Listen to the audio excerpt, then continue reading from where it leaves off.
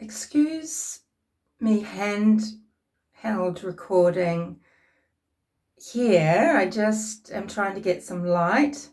Not that natural light is my friend at the moment, but just trying to get some light because we have a huge storm cell going over Queensland at the moment and the sky is very dark. So just standing by a window. Let's talk husbands.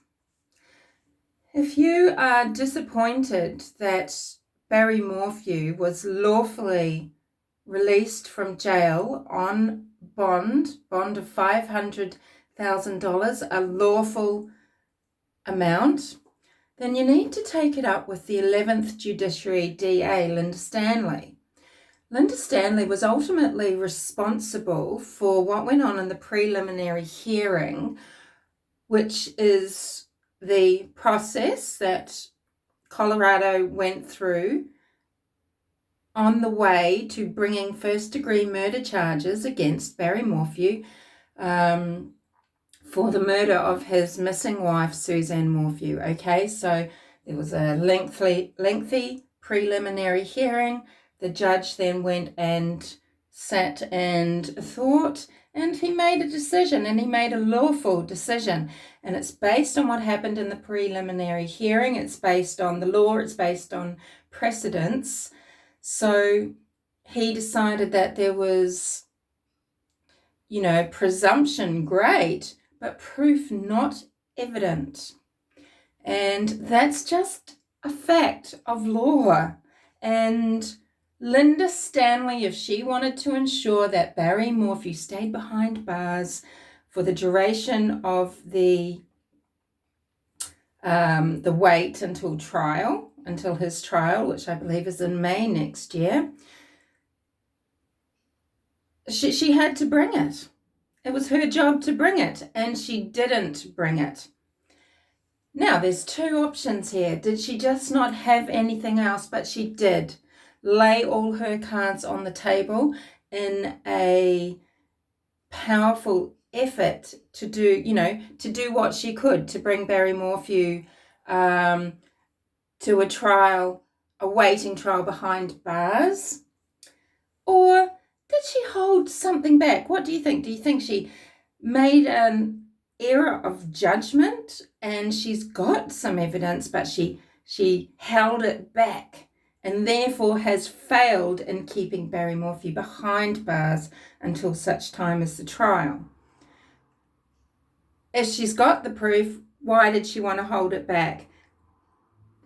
Was she not holding back because she doesn't have anything else? Have we seen it? Have we pretty much seen it?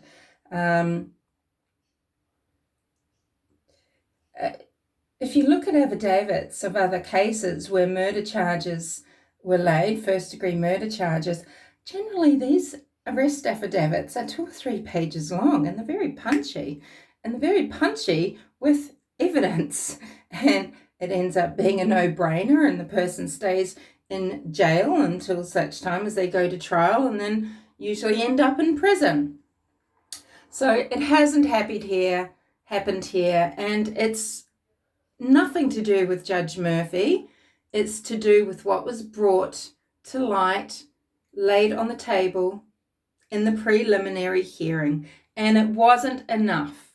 And you've got to go by the letter of the law, and the law says Barry Morphew can be out on conditions. If he pays a certain amount of bond, he's paid a fair amount of bond, a lawful amount of bond, and he has to live in Chaffey County, which he is doing. If Jean and Martin Ritter are afraid for their life with regards to Barry Morphew being anywhere near them, they can do something about it. I don't believe they've got anything to be afraid. What about? What is Barry Morphew going to do to them? Why? What could they possibly say or know? So, and what purpose does that serve? Just to go around murdering random neighbours who may or may not have been close friends with your wife? They didn't know Suzanne, okay? They know what she wanted them to see. She'd tell Jean Ritter, she told Jean Ritter not to, please don't come and see me. I'll be doing some work at home on Sunday. She didn't want their normal coffee, probably because she wanted to be sending nude photos and having intimate contact via WhatsApp, etc., with her lover, Jeff Libler. Okay, so Jean doesn't know Suzanne. Jean knows what she thinks Suzanne was trying to tell her and show her, but it's all manipulation by Suzanne, very likely. I think a lot of people know Suzanne surfacely. And this is like any person looking into someone when there's not true intimacy. You can understand a few things. You might know some facts. You might know when cars come and go, when neighbours come and go. You might know where they get their groceries. You might know the names of their children, where they go to school. You might enjoy small talk. You might enjoy what you think are intimate conversations, but there is no guarantee that anybody is being upfront with you ever. And nobody, the only person that knows a person is themselves, and half the time they're lying to themselves. So I don't know. What would Jean and Martin possibly have to be afraid of? What explosive information do you think they're holding that would warrant Barry Morphew going after them and killing them?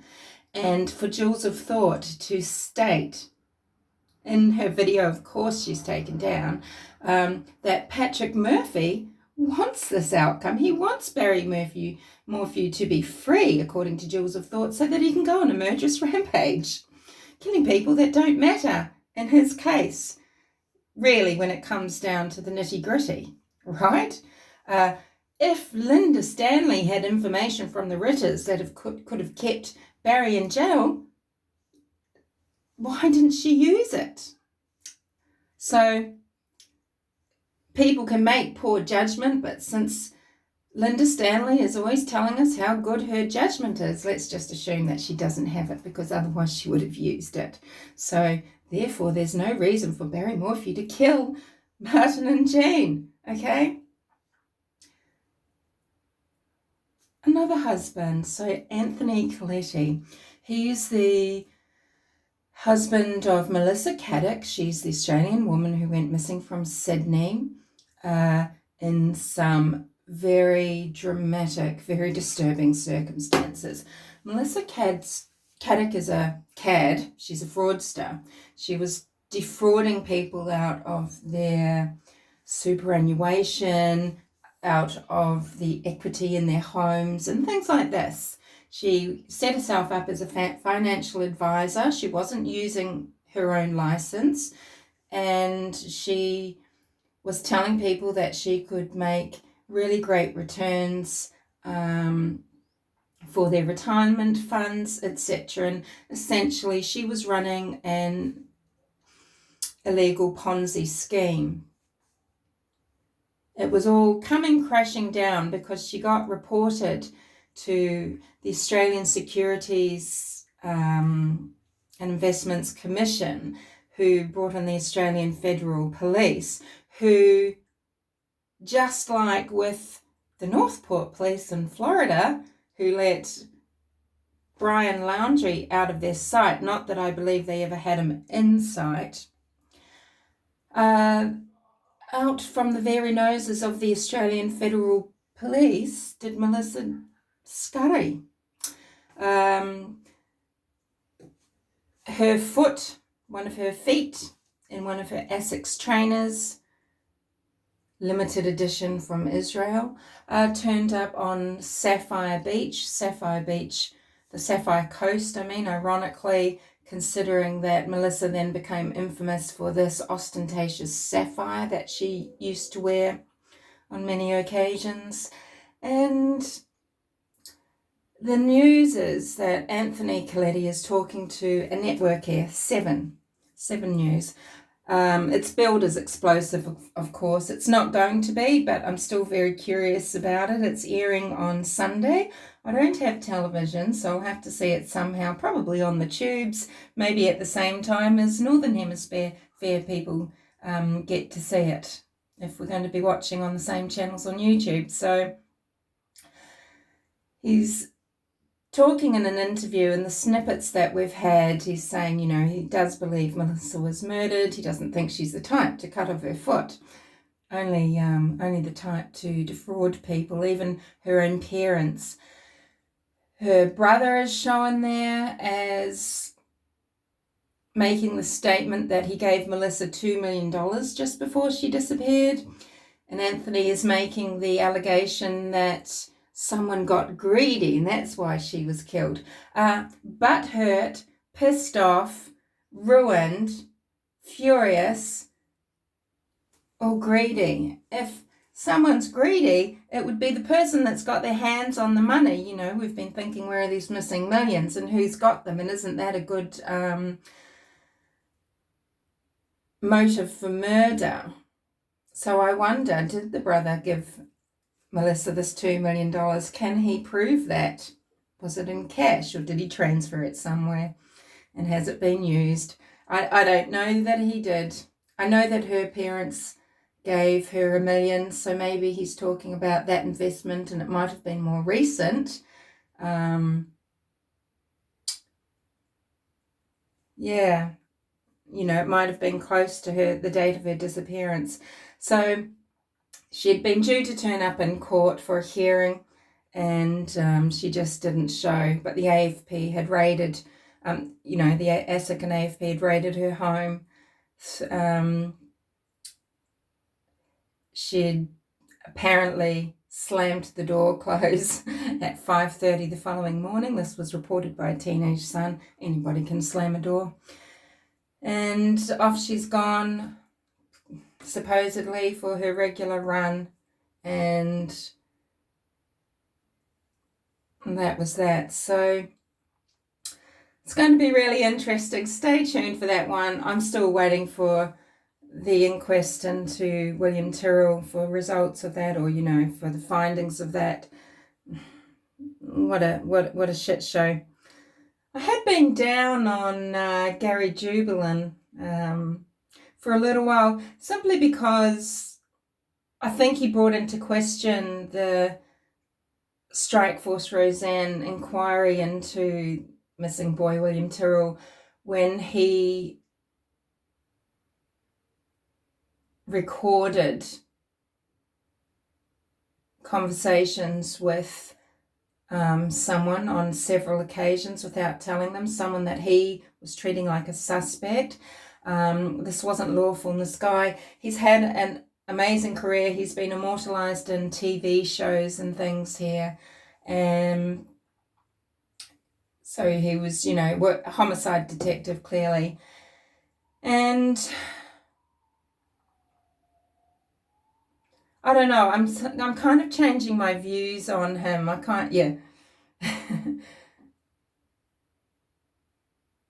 Anyway, but I've mentioned before, the strike forces back in Kendall, where William went missing from, and, investigating a suspect. But of course, they are just going to the same old, aren't they? The low-hanging fruit, someone that there is no reason other than, look, he is a piece of shit. He's a piece of shit. His name's Frank Abbott. He lived 12 kilometres away from William. Somehow he's turned up in this cul-de-sac, according to them, and taken William. And there's no proof of this. There's no evidence. There's no proof. There's nothing to show.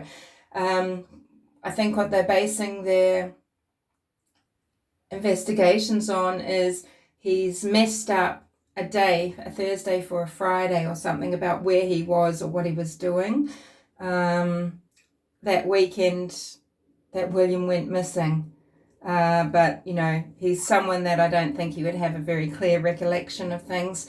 There was also a man in a rest home that said he gave his friend Frank, he'd never said Frank Abbott, gave his friend Frank a lift 300 k's away, transporting the friend and a little boy.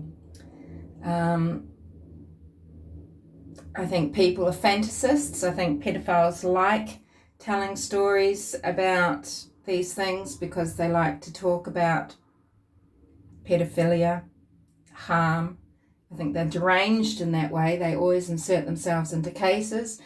So I don't know if boastings of people is anything to do with their sickness and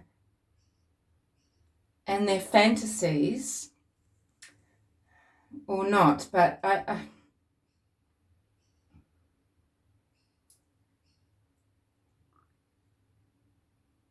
when the foster parents, we don't know. This is why we need to know what happened in the inquiry, what was discovered, how much investigation went into the foster parents who still have William's sister with them.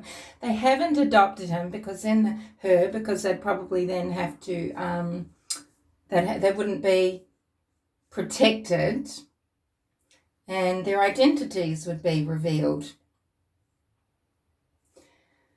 And there's never been any details released about what their foster father did that morning, where he actually went, the exact timeline. I've spoken before about the foster mother's very bizarre call to the emergency services. There's some really strange things on that.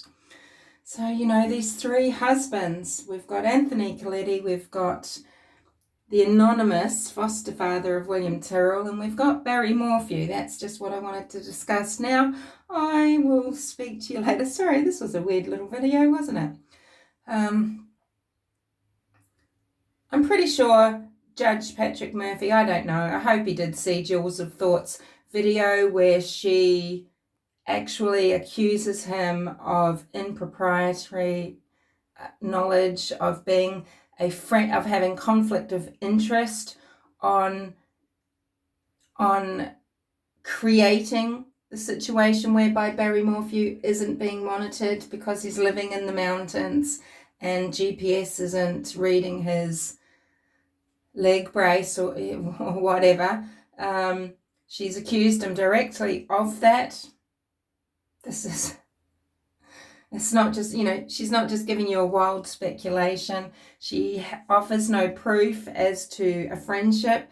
She's just egged on by, the usual suspects who are just troublemakers who like to come to comment sections, and they love people that give them airtime to make these hot air-filled statements, these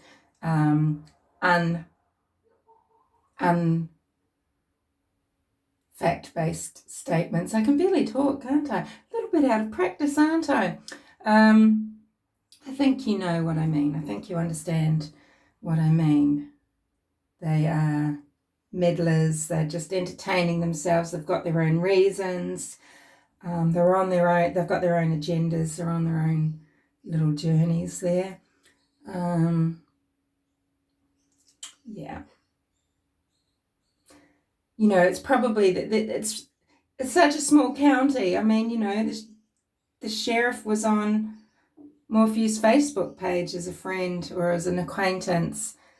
And, Patrick Murphy is probably in a photograph where Barry Morphew's lurking in the background or something, It's a small town. And people are going to know people or come up besides people during life's activities. Doesn't mean that they're friends. Doesn't mean that they would move forward presiding over a case if there was a conflict of interest. That is a really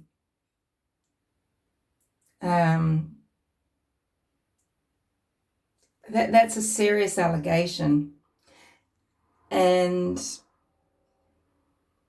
I'll leave it there. See you later.